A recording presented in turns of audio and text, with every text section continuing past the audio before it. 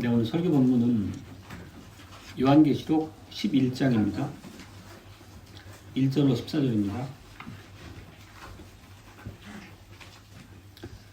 또 내게 지팡이 같은 갈대를 주며 말하기를 일어나서 하나님의 성전과 제단과 그 안에서 경배하는 자들을 청량하되 성전 밖 마당은 청량하지 말고 그냥 두라. 이것을 이방인에게 주었은즉 저희가 거룩한 성을 42달 동안 짓밟으리라. 내가 나의 두 증인에게 권세를 주리니 저희가 굵은 벼옷을 입고 1260일을 예언하리라. 이는 이 땅에 주 앞에 섰는 두 감람나무와 두 촛대니 만일 누구든지 저희를 해하고자 한즉 저희 입에서 불이 나서 그 원수를 소멸할지니 누구든지 해하려 하면 반드시 이와 같이 죽임을 당하리라. 저희가 권세를 가지고 하늘을 닫아 그 예언을 하는 날 동안 비 오지 못하게 하고 또 권세를 가지고 물을 변하여 피 되게 하고 아무 때든지 원하는 대로 여러 가지 재앙으로 땅을 치리로다. 저희가 그 증거를 마칠 때에 무적행으로부터 올라오는 짐승이 저희로 더불어 전쟁을 일으켜 저희를 이기고 저희를 죽일 터인즉 저희 시체가 큰 성 길에 있으리니 그 성은 영적으로 하면 소돔이라고도 하고 애굽이라고도 하니 곧 저희 주께서 십자가에 못 박히신 곳이니라. 백성들과 족속과 방언과 나라 중에서 사람들이 그 시체를 사흘 반 동안을 목도하며 무덤에 장사하지 못하게 하리로다. 이 두 선지자가 땅에 거하는 자들을 괴롭게 한 고로 땅에 거하는 자들이 저희의 죽음을 즐거워하고 기뻐하여 서로 예물을 보내리라 하더라. 3일 반 후에 하나님께로부터 생기가 저희 속에 들어가매 저희가 발로 일어서니 구경하는 자들이 크게 두려워하더라. 하늘로부터 큰 음성이 있어 이리로 올라올 함을 저희가 듣고 구름을 타고 하늘로 올라가니 저희 원수들도 구경하더라. 그 시에 큰 지진이 나서 성 10분의 1이 무너지고 지진에 죽은 사람이 7천이라. 그 남은 자들이 두려워하여 영광을 하늘의 하나님께 돌리더라. 둘째 화는 지나갔으니 보라 셋째 화가 속히 이르는도다. 아멘.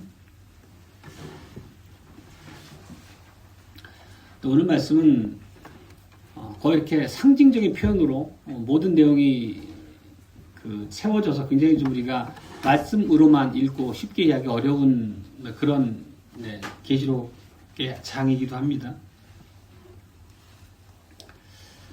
주 예수 그리스도의 사랑하는 형제자매 여러분, 오늘 본문에 이제 등장한 단어 중에 이 청량, 측량이란 말이죠. 그 단어의 의미를 한번 우리가 짚고 넘어가면 이것은 어떤 그 건물이나 땅의 면적, 길이 이런 것을 실제로 잰다는 의미보다는 성경에서 이 청량이란 말은 거룩한 것과 더러운 것 사이를 구별한다, 구분한다 그런 의미입니다. 그러니까 더러운 것을 멸망시키실 때에 거룩하게 구별된 것은 보호하신다는 약속이 그 청량에 담겨 있는 의미입니다. 그런 의미에서 본다면 우리가 환난의 날에 주님의 보호를 받을 수 있을지 혹은 마지막 심판의 때 우리 교회가 안전할지는 우리나 우리 교회가 청량을 받았는지 여부에 달린 문제라고 우리가 이해할 수 있겠습니다. 주님께서는 이 청량을 받은 이 복음의 증인들, 말하자면 하나님 언약 백성들이죠. 그들에게 이 복음을 선포할 것을 또 명령하고 계십니다. 특별히 복음을 알지 못하는 불신자들 뿐만 아니라 당대 그 초대교회의 모습을 보는 것처럼 배도한 언약 백성들을 향해서 하나님의 온전한 바른 복음을 선포하고 전파하는 게 의무라는 말씀입니다. 그리고 그 과정은 우리가 계시록에서 계속 살피고 있는 바지만 치열한 영적 전쟁입니다. 이 참된 복음을 위한 이 영적 전쟁의 과정에서 교회가 패퇴하기도 하고 죽음에 이르기도 한다는 것을 우리가 반복해서 보고 있습니다. 그렇지만 복음의 증인의 죽음을 통해서라도 세상 가운데 있는 혹은 배도한 교회 안에 있는 하나님의 택함 받은 언약 백성들을 구원으로 이끄시는 게 주님께서 일하시는 방식이라는 것을 우리가 교회 역사 속에서 계속 보게 됩니다. 외견상은 이렇게 교회가 마치 패배하고 없어지는 것 같을지라도 오늘 계시록의 전체 의미 맥락에서 우리가 이해할 수 있는 것처럼 결코 그것이 영원한 멸망이 아니라는 것이죠. 주님의 교회는 결코 없어지지 않고 음부의 권세가 주님의 교회를 이길 수 없다는 것이 오늘 본문의 핵심적인 내용입니다. 그리고 특정한 교회가 외견상 패배하는 모습을 통해서 그들이 증거한 복음을 통해서 또 배도한 언약 교회 안에 있는 배도한 백성들 중에 있는 하나님의 백성을 이끌어내시는 그런 모습들을 보면서 이런 구원이라는 것이 부활과 승천이라는 문제가 개인의 문제라기보다는 보편의 전 교회적인 문제로 하나님이 일하시는 경륜을 우리가 이해할 수 있기도 합니다. 오늘의 제목을 좀 풀어서 다시 말씀드리면 참된 교회를 청량하여 1260일 동안 배도한 교회 앞에서 증인이 되게 하신 주 하나님이라는 제목입니다. 먼저 이 교회가 청량을 받는다는 의미를 살펴보겠습니다. 이제 사도 요한은 10장에 등장했던 그 힘센 천사로부터 예수 그리스도죠. 그 지팡이와 같은 갈대를 받는다는 게 오늘 1절의 내용입니다. 보면 1절에 이런 명령도 함께 등장을 하죠. 일어나서 하나님의 성전과 제단과 그 안에서 경배하는 자들을 청량하되 성전 밖 마당은 청량하지 말고 그냥 두라 이렇게 얘기합니다. 서두에 말씀드렸지만 청량이란 단어는 거룩한 것과 더러운 것 사이를 구별한다 이런 말씀입니다. 실제 그 스가랴서 2장에서 보면 그 청량의 의미가 어떤 것인지를 우리가 확연하게 이해할 수 있는 부분이 있습니다. 스가랴서 2장의 1절부터 5절인데 제가 한번 읽겠습니다. 스가랴서 2장 1절로 5절입니다. 한번 보십시오. 본문을. 내가 또 눈을 들어 본즉 한 사람이 청량줄을 그 손에 잡았기로 내가 어디로 가느냐 물은즉 내게 대답하되 예루살렘을 청량하여 그 장광을 보고자 하노라 할 때에 내게 말하는 천사가 나가매 다른 천사가 나와서 그를 맞으며 이르되 너는 달려가서 그 소년에게 고하여 이르기를 예루살렘에 사람이 거하리니 그 가운데 사람과 육축이 많으므로 그것이 성곽 없는 촌락과 같으리라. 여호와의 말씀에 내가 그 사면에서 불성곽이 되며 그 가운데서 영광이 되리라.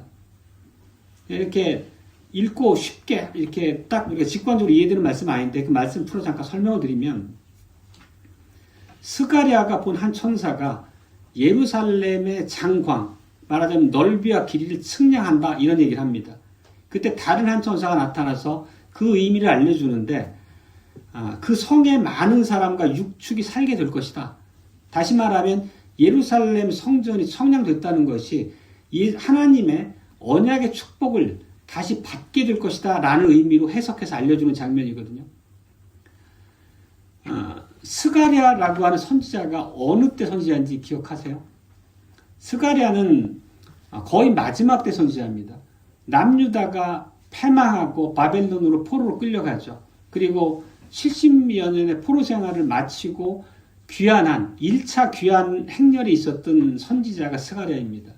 그리고 그 스가랴가 한 내용이 뭐냐면 귀환한 그 백성들이 성전을 재건하는 그 사명을 감당하고 있었잖아요.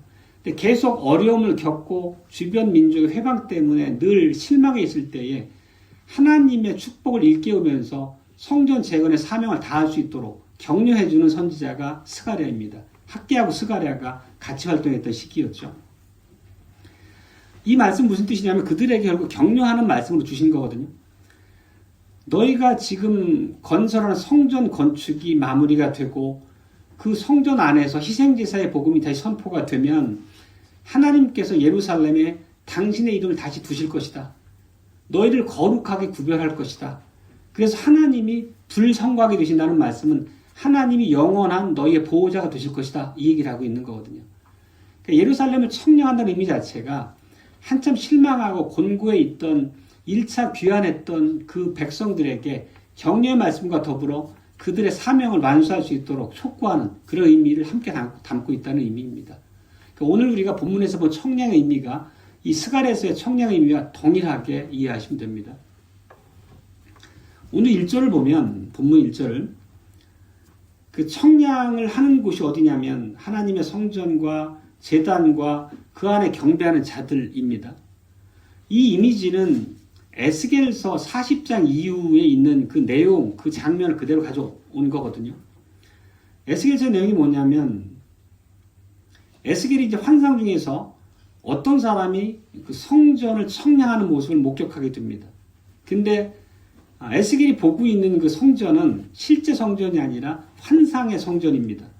그것은 뭐냐면 결국 그리스도 안에서 성취될 이제 언약 백성들로서 회집될 교회를 보여주는 상징과 같은 모습이거든요. 우리가 계속 살펴봤던 것처럼 언약 백성의 교회는 그리스도 안에서 하늘의 성전이라고 하는 것을 우리가 계속 기억하고 살핀 바 있습니다. 교회는 하나님 하늘에 있는 성전일 뿐만 아니라 그 성전에서 우리 주님께 예배드리는 자들이기도 합니다. 우리가 계시록 앞부분에 살핀 바 그 내용의 반복이거든요. 실제 다시 한번 되짚어 보면 계시록 4장 5장에서 우리가 하늘 성소의 24장로가 보좌에 앉아 있는 모습을 해석한 바 있습니다. 그 내용은 뭐였냐면 하나님 앞에서 예수 그리스도께 구속함을 얻어서 나라와 제사장이 된 신약의 성도를 상징하는 게 24장로로 표시됐었습니다. 그리고 그들이 천사들과 더불어서 어린 양 예수와 하나님께 예배하고 있는 장면, 그 하늘의 예배 장면으로 해석한 바 있죠.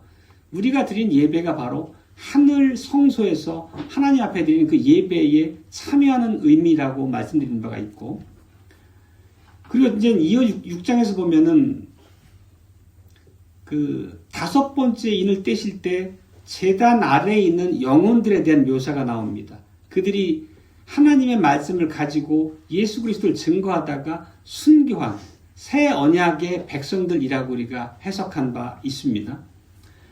이런 것들을 보면 지금 1장에서 등장하는 대로 하나님의 성전과 제단과 그 가운데 예배하는 자들을 청량하라 했는데 이 청량하는 대상이 누구냐면 결국은 예수 그리스도의 피로 사신받은 언약 백성들을 가리킨다는 것을 알 수 있죠.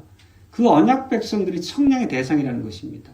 청량은 거룩한 자들의 구별을 의미하고 하나님께서 그들을 보호하게 했다는 약속의 의미를 담고 있다는 것이니까 그들을 청량하는 게 어떤 의미인지를 우리가 확연히 알 수 있죠. 그런데 또 이어 나오는 말씀을 보면 2절이죠. 성전 밖의 마당은 청량하지 말라고 말씀하십니다.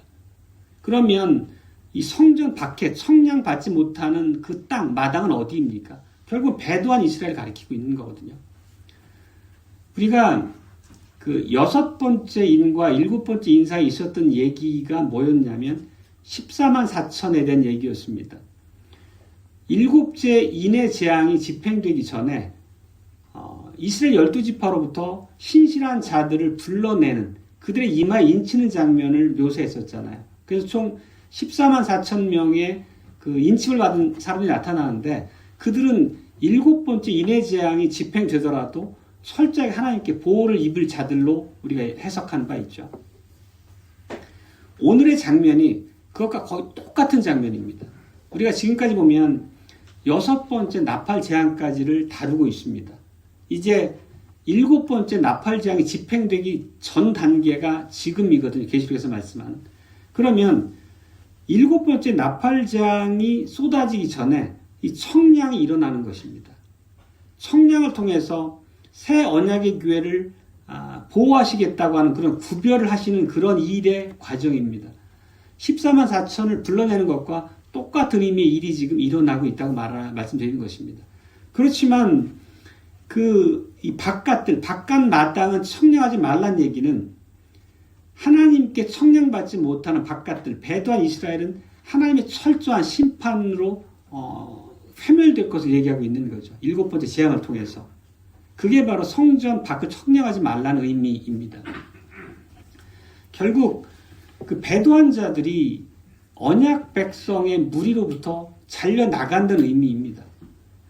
성전 밖을 청량하지 말라는 것은 결국 배도한 언약 백성을 출교하라는 의미입니다. 거룩한 언약의 공동체 안에서 그들을 쫓아내라는 얘기입니다.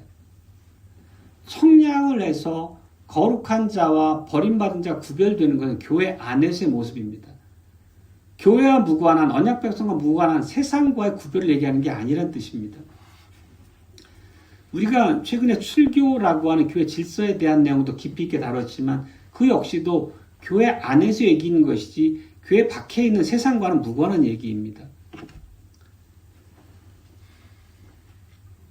결국 이못을 보면 한때 하나님의 축복을 받고 하나님의 이름으로 불리우던 언약 백성들이었지만 그들이 이제 출교의 위기 앞에 이제 봉착한 거죠. 하나님께서는 이 배도한 언약 백성들을 교회라는 공동체 안에서 쫓아내기로 작정한 것을 볼 수 있습니다. 실제 예수님께서도 돌아가시기 전에 이 거룩한 성 예루살렘이 이방인들에게 짓밟힐 것을 예언하셨죠. 거룩한 성이 짓밟힌다는 얘기는 그들이 배도한 성읍이 돼서 하나님의 진노를 받는다는 의미입니다. 누가복음 21장에 예수님께서 하신 말씀이 이렇습니다. 20절 말씀입니다.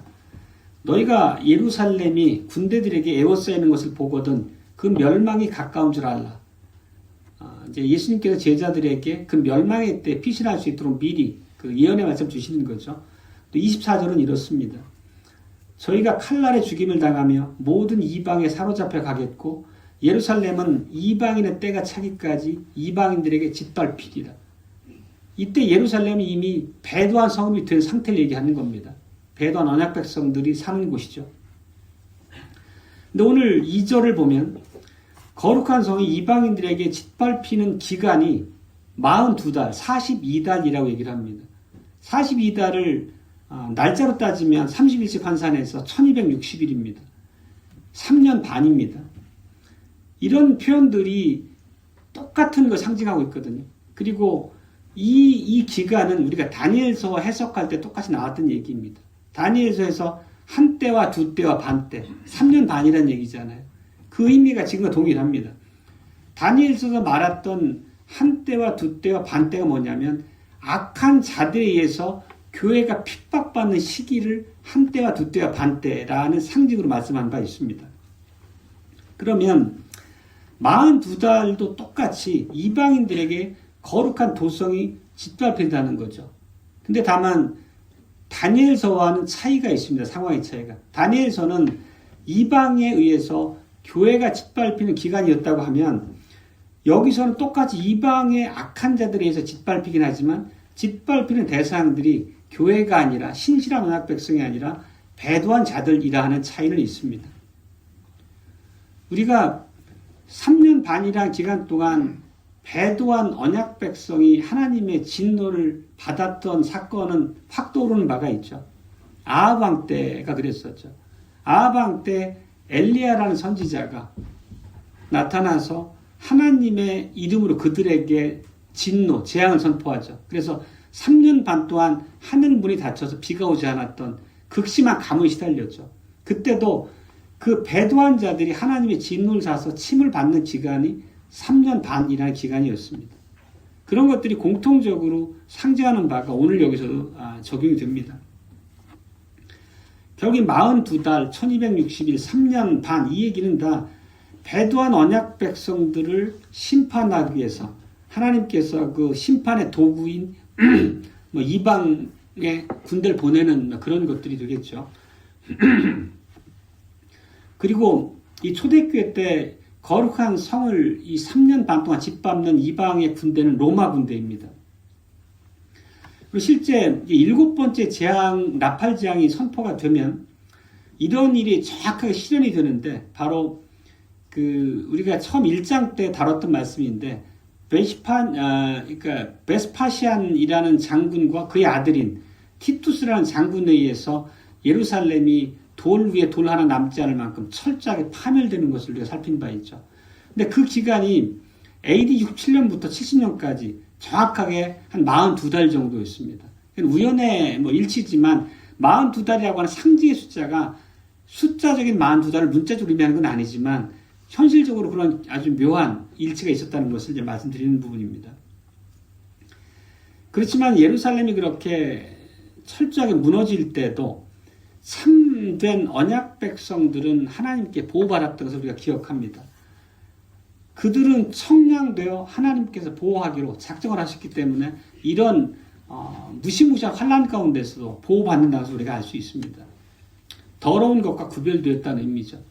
다시 말하면 이 42달이라고 하는 것은 배도한 교회가 하나님의 진노의 심판을 받는 기간이기도 하고, 교회 신실한 언약 백성 입장에서 보면은 그 42달의 시간이 끝나고 나면 하나님의 구원의 품에 안길 거라고 하는 그런 구원을 기다리는 기간이라는 의미도 함께 갖고 있는 거죠. 그런 양측면의 의미가 다 담겨 있다는 뜻입니다. 이 42달의 의미, 이게 하나님의 구속을 기다리는 환난의 시간이라고 하는 것을 그 마태복음에서도 볼 수 있는데, 마태가 예수 그리스도의 계보를 했던 바가 보면 총 42 세대를 가리키고 있습니다. 한번 읽어보면 이런 표현이에요.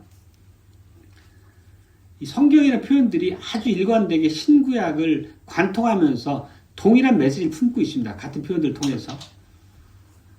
마태복음 1장 17절입니다. 그런즉 모든 대수가 아브라함부터 다윗까지 14대요. 다윗부터 바벨론에 이거할 때까지 14대요. 바벨론으로 이거한 후부터 그리스도까지 14대더라. 그러니까 14에서 42대임을 알 수 있잖아요. 근데 엄밀히 보면 마태가 이 42이라고 하는 숫자를 의도적으로 맞춘 겁니다. 실제 다윗부터 바벨론으로 이거할 때까지 14대 중에는 아하시아나 요아스, 아마샤 같은 3명의 왕은 그 족보에서 빠져 있습니다.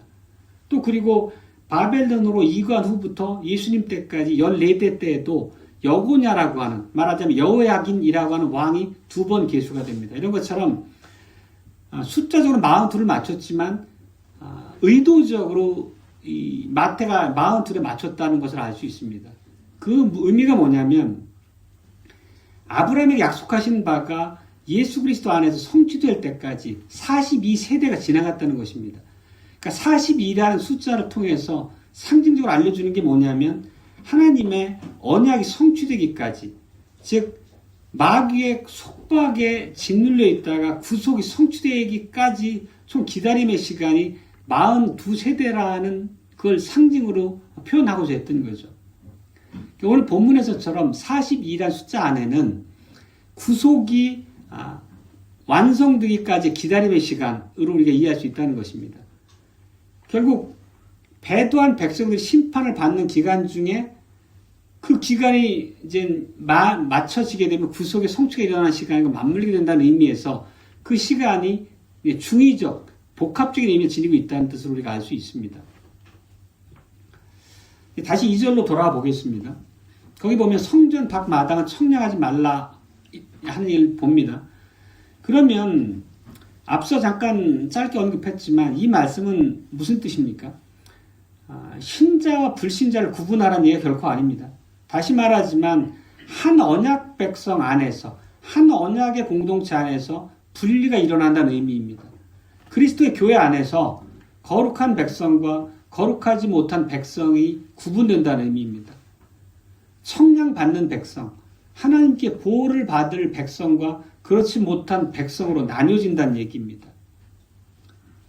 참 무서운 말씀이지만 언약 백성의 무리에 들어왔다는 것이 자동적으로 우리의 구원이 완성됐다는 것을 의미하지 않는다는 것을 알 수 있습니다. 이렇게 초대교회 때 1세기 언약 백성들의 모습을 보더라도 청량받은 영역이 있고 청량받지 못한 바깥 땅이 있는 것처럼 오늘날도 하나님께서는 어떤 교회, 어떤 성도는 청량하시는 반면에 또 어떤 교회, 그렇지 않은 성도는 청량받지 못한다는 것을 우리는 이 말씀을 통해서 깊이 있게 경고로 새겨낼 부분이기도 하다는 뜻입니다.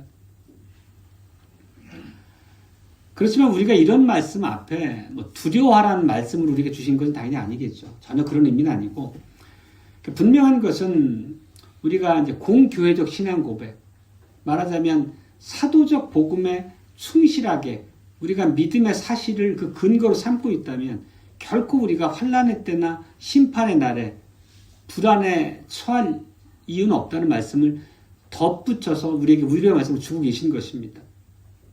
그리고 이 청량받은 교회, 하나님의 언약 백성들에게는 사명을 주셨다는 것을 제가 서두에서 말씀드린 바 있습니다. 오늘 두 번째 대지가 그래서 이 증인이 되는 교회에 관한 말씀입니다.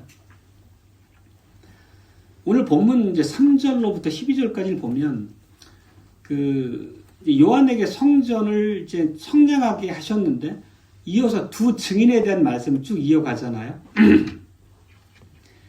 본문 3절부터 12절까지 제가 간략하게 먼저 요약을 해보겠습니다. 이런 말씀이었어요. 두 증인이 이제 굵은 베옷을 입고 1260일 동안 예언을 하게 됩니다. 그리고 그들이 큰 권세를 주님께 받았습니다. 그래서 자기를 해하고자 하는 모든 원수를 불로 소멸할 것이라 이렇게 얘기합니다. 5절 내용이고, 그들이 예언하는 날 동안 1260일 동안은 비가 오지 못하게 하고 또 물을 변해서 피가 되게 할 것이다 이렇게 얘기합니다. 그런데 상황이 이제 반전이 일어나는데 그들이 예언을 마치면 무적행에서 짐승이 올라옵니다. 그 짐승에게 증인들이 죽임을 당하고 그 증인의 시체가 3일 반 동안 예루살렘 성 길에 방치돼서 원수들의 조롱거리가 된다 이런 묘사가 있습니다. 그리고 3일 반이 지나면 그들이 부활해서 하늘로 올라간다 이렇게 묘사가 되어 있습니다. 이게 오늘 본문의 3절부터 12절까지의 내용입니다. 보면 자, 하나씩 살펴보겠습니다. 이 두 증인은 누구겠습니까? 이 두 증인은 당연히 어떤 구체적인 인물을 가리키는 것이 아닙니다. 이 두 증인은 예수님을 믿고 예수 그리스도에 대해서 증인하는 새 언약의 백성들을 가리키는 상징적인 표현입니다. 우리가 이러한 것을 확신할 수 있는 그 근거는 4절인데 4절은 이렇게 묘사합니다. 이 두 증인은 이 땅의 주 앞에 섰는 두 감람나무와 두 촛대다 이렇게 얘기합니다. 감람나무와 촛대 그러면 우리가 오늘 병행구절 스가랴서하고 동일한 표현인 걸 알 수 있을 겁니다. 우리가 스가랴서를 이해하면 오늘의 말씀을 정확하게 이해할 수 있다는 뜻입니다. 우리가 읽었던 스가랴서 부분을 해석해보면 이런 말씀이었잖아요. 천사가 스가랴에게 7 등잔이 있는 순금 등대를 보여줍니다. 등대는 촛대하고 같은 얘기예요. 램프 스탠드라고 하는 똑같은 촛대, 등대는 같은 얘기입니다. 천사가 스가랴에게 7 등잔을 보여주는데 또 그 등잔 옆에는 두 감람나무가 있었습니다. 그러니까 스가랴가 이게 무엇입니까? 하고 천사에게 묻자 그 천사는 어떻게 해석해 줬냐면 주님께서 스룹바벨을 통해서 시작하신 성전 건축의 일을 마무리하게 하실 것이다. 이렇게 해석해서 알려줍니다. 그리고 다시 스가랴가 그럼 두 감람나무가 무엇입니까? 물었더니 천사가 이렇게 대답해 줬습니다. 이 두 감람나무는 기름 부음 받은 자 둘이니 온 세상의 주 앞에 모셔 섰는 자다. 이렇게 얘기합니다. 다시 말씀드리면 정리해보면 촛대는 하나님의 성전, 재건된 하나님의 성전을 얘기하고 있습니다. 그리고 감람나무라고 하는 것은 그 성전 재건의 역사를 감당할 두 직분자를 얘기하고 있습니다. 두 하나님의 일꾼을 얘기하고 있는 거죠. 그게 누구냐면 스룹바벨이라고 하는 당시 총독, 왕직을 맡고 있던 사람이었고 당대 제사장이 누구였죠? 1차 포로에 귀환했던 여호수아, 예수아라는 사람입니다. 두 감람나무는 말하자면 두 직분자를 가리키고 있다는 뜻입니다. 이게 지금 스가랴서 해석이거든요. 이거를 오늘 우리가 읽은 이 본문에 적용을 해서 해석을 해보면 오늘 본문의 두 촛대는 하나님의 성전, 교회인 걸 바로 알 수 있죠. 그리고 두 감람나무 역시 교회를 가리키고 있습니다. 왜냐하면 우리가 촛대라고 하는 게 교회라고 하는 것은 계시록 앞부분에서도 우리가 이미 해석한 바가 있습니다. 거기 보면 주님께서 7 촛대 사이를 거니신다라고 하는 표현이 1장에 나왔었죠. 그때 7 촛대가 뭐였나요? 아시아의 7 교회를 상징하는 말이었잖아요. 그러니까 촛대는 계시록에서도 교회를 상징하는 표현으로 쓰고 있습니다. 그리고 아시아 7 교회를 향해서 주님의 축복의 인사를 사도 요한이 정할 때 어떻게 표현했냐면 자기 피로 사신 교회를 하나님 앞에서 나라와 제사장으로 삼으셨다 이렇게 얘기합니다. 말하자면 나라와 제사장 역시도 교회를 가리키고 있는 거예요. 나라와 제사장이 교회잖아요. 이건 직분을 얘기하는 거거든요. 달리 말하면 구약의 모든 직분은 예수 그리스도 안에서 교회가 계승한 거잖아요. 그렇기 때문에 촛대도 교회이고 두 직분자를 구약 스갈에서 가리켰던 두 감람나무도 교회를 상징하는 말이란 얘기입니다. 말하자면 오늘 본문의 두 증인은 모두 다 교회를 상징하는 말로서 우리가 이해할 수 있다는 뜻입니다. 이게 어떤 의미냐면 지금 이제 예루살렘이 7번째 나팔이 불려지게 되면 예루살렘이 멸망하게 됩니다. 그 기간 동안 1260일 동안에 배도한 언약 백성들을 향한 증인을 세우게 되는데 두 증인을 그게 누구냐? 교회가 그 기간 동안에 하나님의 증인으로 세워졌다는 말씀을 하고 있는 것입니다. 이 1260일은 그런 의미에서 보면 배도한 언약 백성들이 이방에 짓밟히는 기간이기도 하고 또 앞서 42달의 의미를 해석한 것처럼 교회가 완전한 약속의 성취로 나아가는 기간이기도 합니다. 그런데 그 두 증인을 묘사하는 말을 보면 증인들이 베옷을 입고 있다고 표현합니다. 베옷 그러면 어떤 이미지가 떠오르세요? 구약에서 보면 베옷이라고 하는 건 슬픔의 표현이거든요. 결국은 이 베옷을 입고 있다는 것은 증인이 언약의 교회가 배도한 백성들의 멸망을 보면서 슬퍼하고 있다는 뜻입니다. 그들의 멸망을 결국 즐거워하지 않는다는 뜻입니다. 실제 10장 말미에도 보면 그 부분은 제가 설교를 하지 않고 넘어왔는데 이제 사도 요한이 주님의 손에서 그 책을 받아 먹는 장면이 나옵니다. 근데 그 책이 입에서는 꿀처럼 달았는데 삼켰을 때 뱃속에서는 쓰라림 통증을 유발했습니다. 똑같은 얘기거든요. 베옷을 입고 있는 것과 또 먹은 언약의 책이 뱃속에서 쓰리다고 하는 것은 배도한 백성들의 멸망받음 앞에서 교회가 애통해야 하는 심정을 묘사하고 있는 것입니다. 주님의 심정을 얘기하고 있는 거죠. 그렇다면 교회를 배도한 자들이 멸망받는 그 1260일 동안에 왜 증인으로 세워야 했습니까? 그건 우리가 하나님의 율법을 생각해 보면 금방 알 수 있습니다. 하나님의 율법은 누군가 범죄했을 때 그리고 그 범죄한 바를 율법에 따라 심판하실 때 반드시 증인을 세우도록 요구하셨죠. 증인도 한 사람을 세우는 것이 아니라 두세 사람을 증인으로 세우도록. 그래서 그들이 범죄한 바, 율법을 어긴 것에 대한 그들의 범죄 사실을 증언하도록, 증거하도록 두셨잖아요. 그 하나님의 율법에 두신 그 장면이 그대로 성취되고 있는 것입니다. 보면은 이스라엘이 배도했다는 사실을 하나님께서 확정짓고 심판으로 치신단 말이죠. 그 안에서 새 언약의 백성들, 교회를 증인으로 세우셨다는 의미입니다. 그들의 배도한 걸 증거하는 거죠. 그들로부터 핍박과 조롱과 죽임을 당한 그 사실들을 증거하고 있는 겁니다. 자기들의 신원함을 부르짖고 있는 그런 의미를 담고 있습니다. 그리고 그들의 증거하는 1260일 동안에 그들의 증거의 사실을 어떻게 묘사하고 있냐면 다시 한번 5, 6절을 보면 이렇게 표현합니다.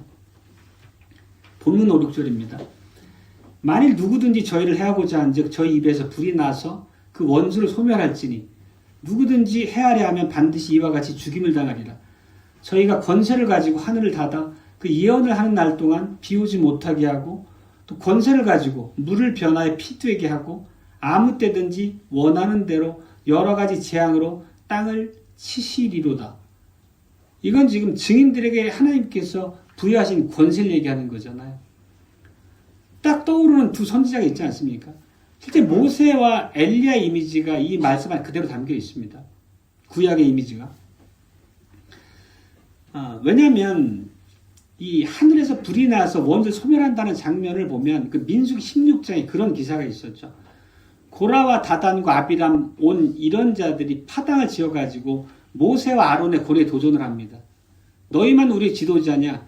너희만 대제사장이냐? 우리도 할 수 있다 하면서 자기들이 모세 아론을 대적해서 자기들 그 자리를 차지하려고 하죠. 그때 하나님께서 진노해서 하늘에서 불을 내리셔서 그들을 태워버린 그런 재앙의 사실이 있습니다. 그게 바로 이 오늘 5절 6절에 있는 내용의 묘사입니다. 또 마찬가지로 엘리야가 하나님의 말씀을 전할 때 그 대적자들을 향해서 하늘에서 불이 내려와서 대적자들을 불살라버린 기사가 열왕기 하에 나오고 있습니다. 똑같은 장면이 이 계시록 말씀 안에 들어있는 거죠. 또 아합 왕 때 3년 반 동안 비가 내리지 않은 의미 역시도 여기 보면 하늘을 닫아 그 예언하는 날 동안 비 오지 못하게 하고 나가는 계시록 말씀이 그대로 상징하고 있는 바고,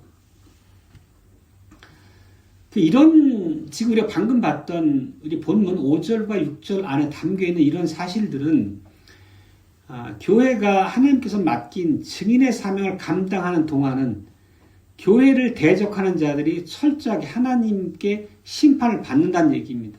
달리 말하면 교회가 증인의 사명을 감당할 때까지, 주님께서 주신 사명이 마무리될 때까지는 교회를 보호하신다는 주님의 약속과 더불어 우리의 증인의 사명이 주어진다는 것을 말하고 있는 것입니다. 그런데 그 증거의 사명을 마치자 어떤 일이 벌어집니까? 상황의 반전이 일어나잖아요. 그게 본문 7절입니다.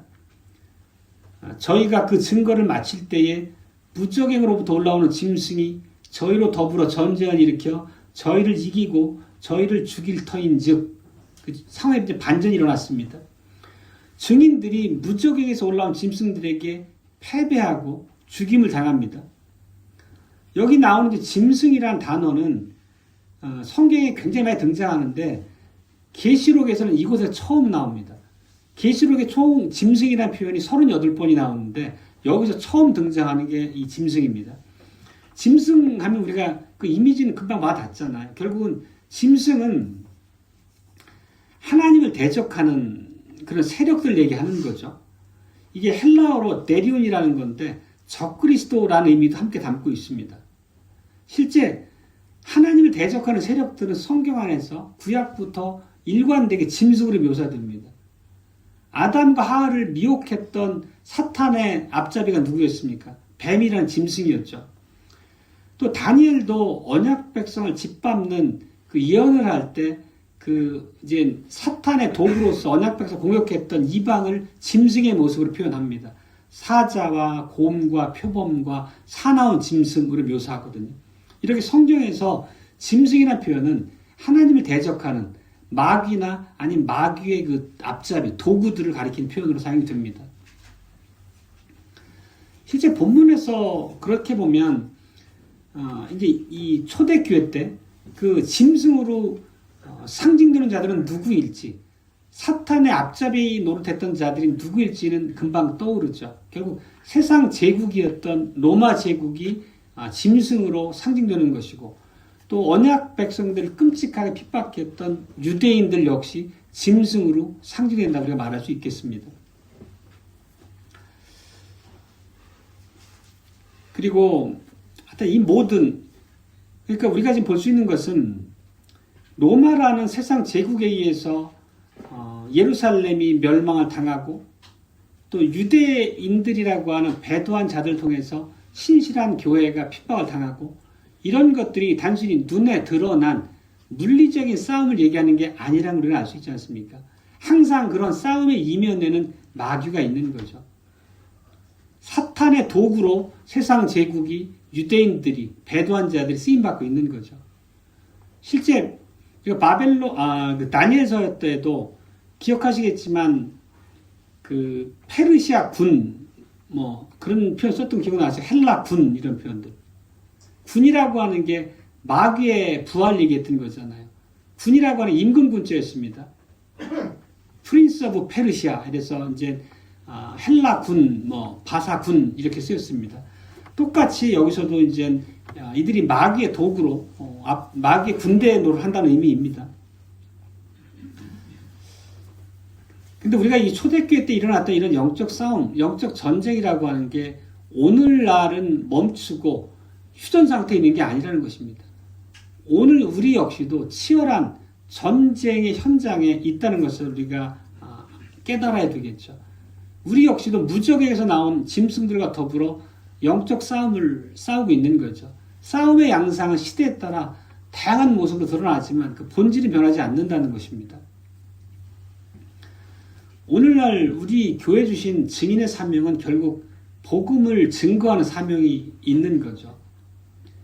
세상을 향한 복음의 선포뿐만 아니라 앞서 서두에서 말씀드린 것처럼 하나님의 언약 백성임에도 불구하고 하나님의 복음을 변개하고 잘못된 교리에 빠져 있거나 잘못된 교리에 근거한 삶이 무너진 그런 배도한 타락한 언약 백성을 향한 복음의 증거가 우리에게 맡긴 사명이라는 것을 우리는 알아야 되겠습니다.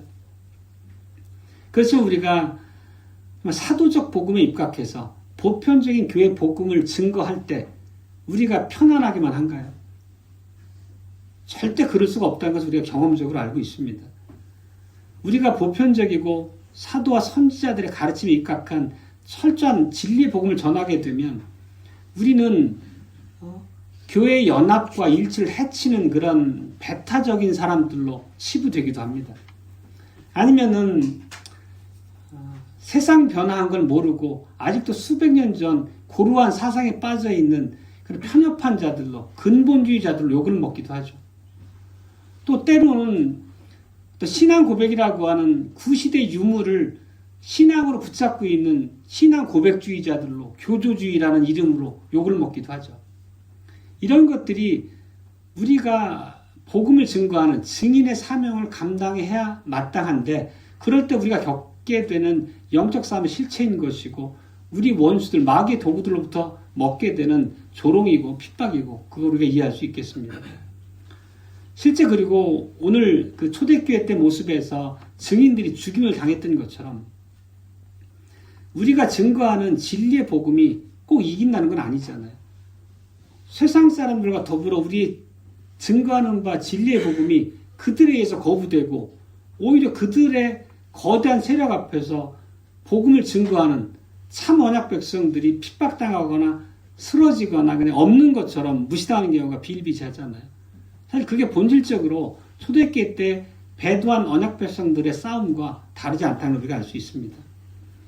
8절을 보면 이 두 증인이 죽었을 때 그 시체가 매장도 당하지 못해요. 저희 시체가 큰 성 길에 놓여 있다고 이렇게 묘사하잖아요. 큰 성은 당연히 이제 배도한 예루살렘 성을 얘기하고 있습니다. 한때는 하나님의 이름으로 불리던 거룩한 성읍이었는데 여기서 보면 타락하고 부패한 소돔이 됐고 애굽이 됐다는 말로 묘사를 합니다. 거짓 교회가 참 교회를 공격하고 있는 것이고 거짓 배도한 백성들이 참 언약 백성들을 죽여서 승리를 만끽하고 있는 것처럼 보이게 됩니다. 죽임당한 언약 백성들은 구경거리가 되고 수치당하는 모습으로 묘사가 됩니다. 오히려 증인을 살해한 그들은 서로 기뻐하고 즐거워하면서 예물을 주고받는 모습으로 묘사가 되죠. 그 10절의 묘사입니다.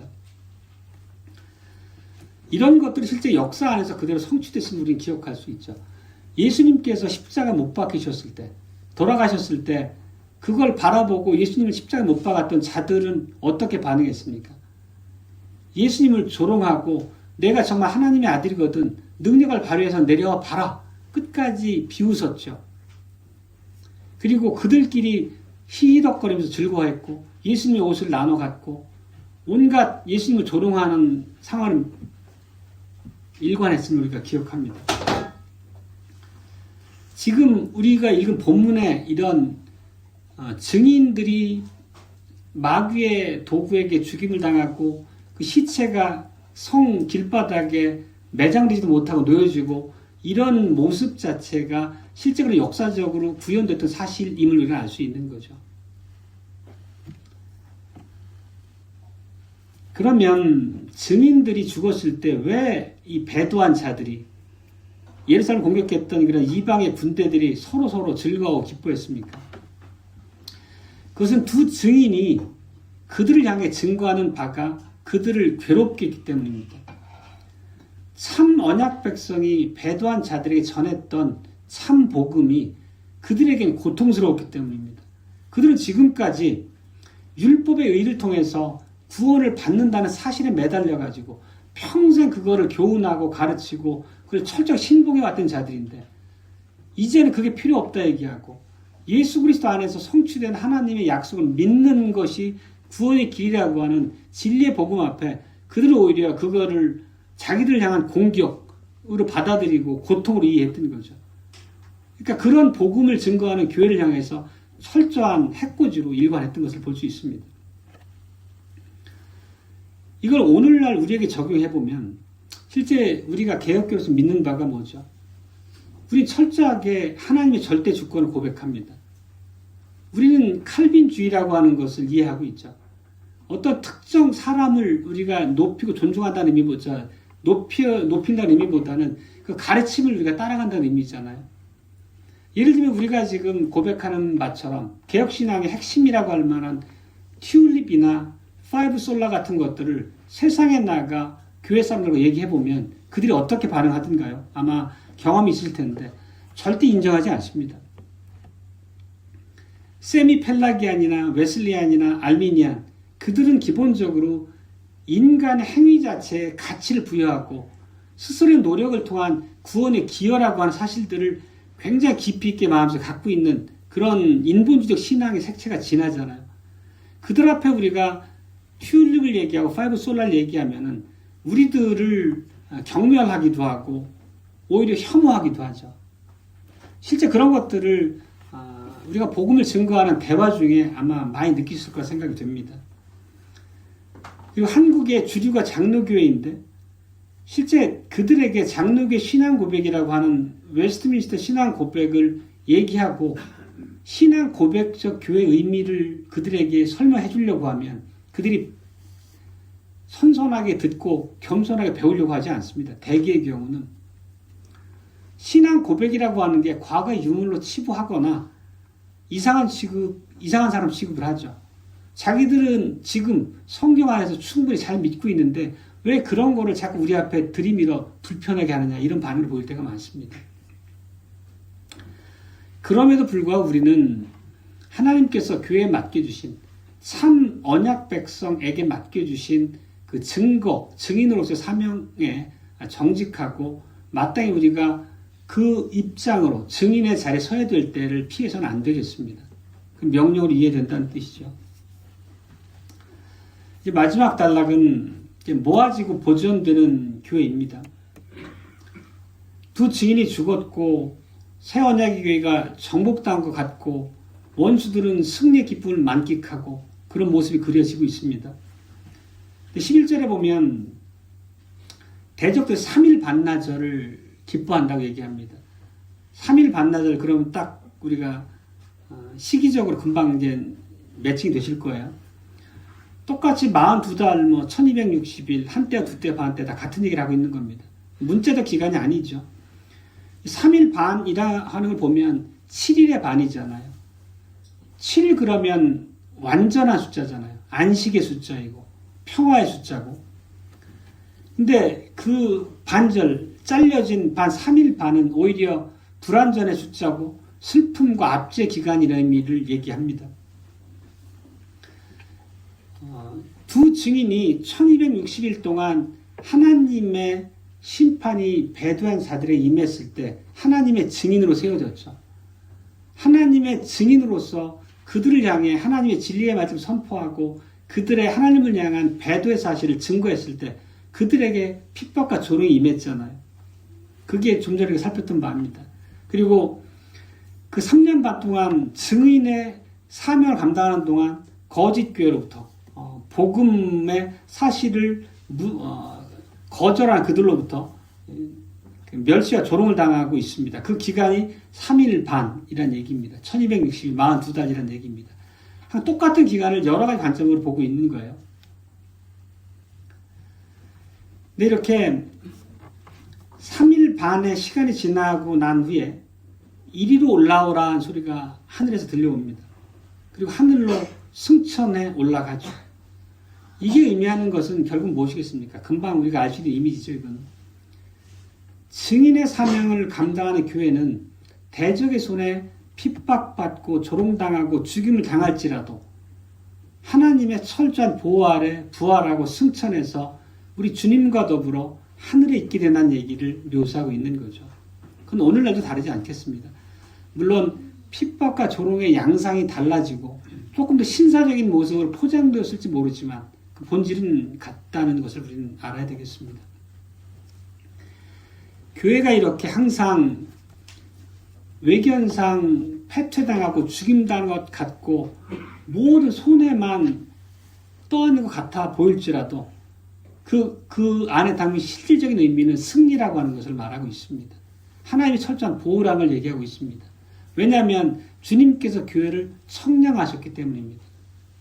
청량은 악한 자들로부터 구별해서 거룩한 자리에 두신 것이고 구별된 그들에게 하나님의 철저한 보호가 있겠다는 약속이 함께한다는 의미이기 때문이죠.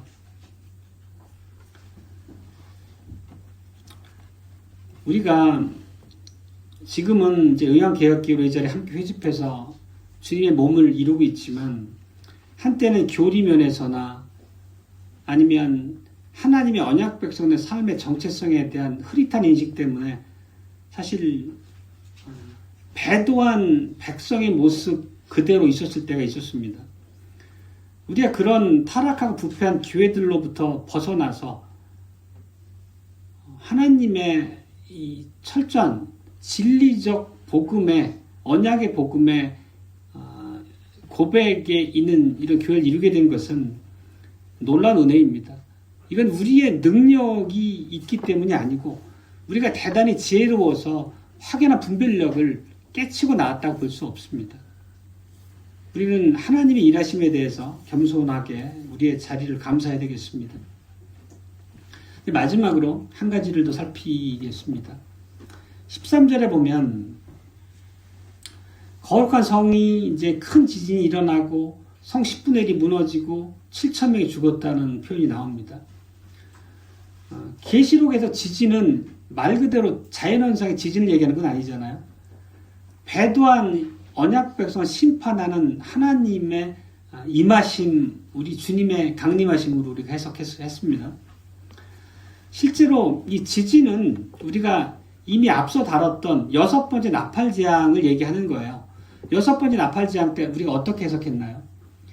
로마의 시리아 총독인 캐스티우스가 그 기마병들을 이끌고 예루살렘을 포위했던 사건을 얘기하는 바 있었죠. 그게 예루살렘의 첫 번째 포위의 사건이었고 그때 죽은 자들을 가리키는 게 7천을 얘기하는 것입니다. 성 10분의 1이 무너졌다는 표현입니다. 결국 6번째 나팔장에서 7천이 죽고 10분의 1이 죽었다는 것은 전체가 다 진멸되지 않았다는 것이에요. 우리가 7천 그러면 떠오르는 이미지가 바로 있죠. 하나님께서 엘리야가 낭망했을 때 나타나셔서 언약의 신실한 남은 자 7천 명을 보존하셨다는 말씀을 해주셨잖아요. 그때 7천의 의미는 숫자적 7천의 의미보다는 7이라고 하는 완전수와 많다는 의미의 천이 합쳐진 숫자잖아요. 7천은. 그래서 하나님께서 보존하시는 언약 백성의 수가 충만하다는 의미로 우리가 이해한 바 있습니다. 똑같이 여기서도 7천 명이 죽임당한다는 것은 하나님께서 죽이고자 하는, 심판하고자 하는 자를 정확하게 심판하셨다는 의미로 우리가 이해할 수 있습니다.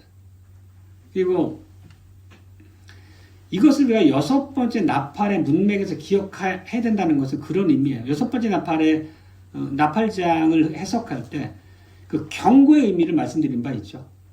7번째 나팔장이라고 하는 궁극적이고 최종적인 멸망의 재앙이 집행되기 이전에 회개 시간을 주는 의미가 6번째 나팔재앙의 의미였잖아요. 경고의 재앙의 의미였고 결국 성이 10분의 1이 무너지고 7천이 죽었지만 아직은 그들에게 경고의 때라는 것입니다.